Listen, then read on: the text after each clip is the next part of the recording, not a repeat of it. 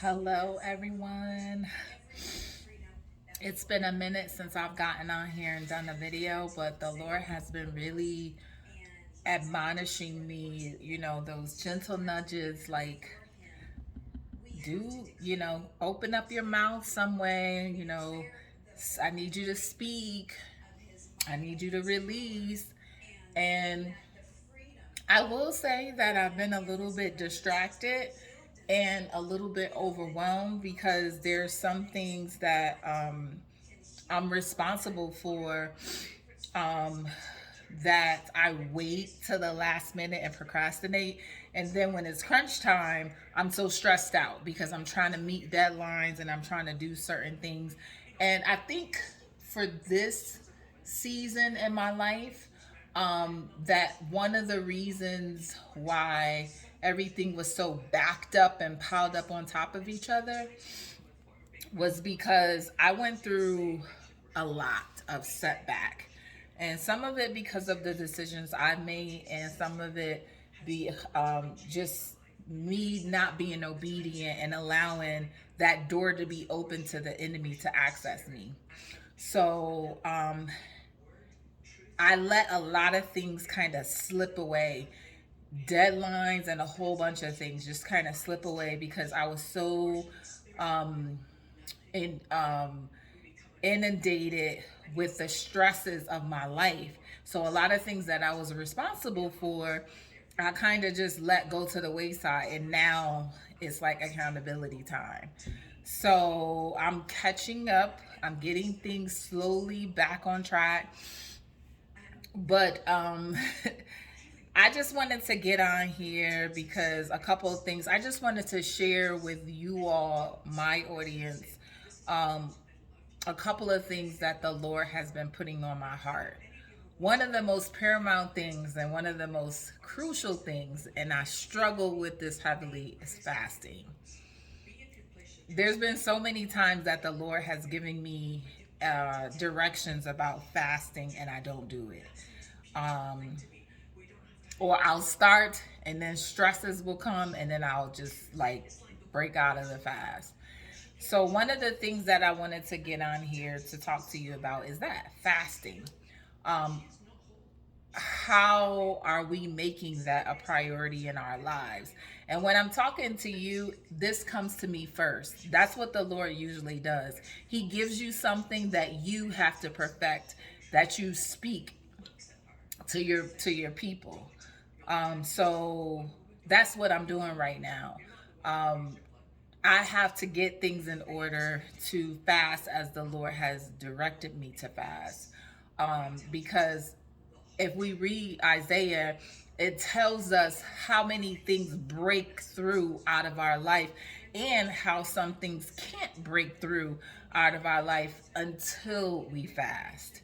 And when I say fasting, I think a lot of people, I get the social media fast because we do need to separate from social media because social media can be really toxic at times.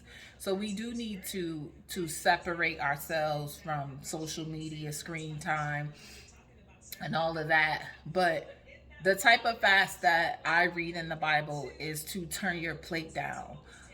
When you fast, so so one of the things that I'll speak about fasting is that um, eating. When we eat, most of the time we're eating for satisfaction. We're eating for social. Like we're not eating because, oh my God, if I don't eat this meal, I'm going to pass out and I'm going to die. Like that's not why we eat. So when you disconnect that thing that your flesh longs for, it allows you to come into confrontation with the things about you that need to be, that need shaping, that need molding, that need fixing, that need, as I spoke just a second ago, that need confrontation, that need to be confronted. So, one of the things that will cause us to do that is pulling away some of the things that we love so much. Food. We love food. Nobody on here can tell me they don't love food. And that's one of the things that can be a vice for us and keep us from fasting and directional fast that the Lord gives us. When we fast, of course, there is some irritation, sometimes some frustration.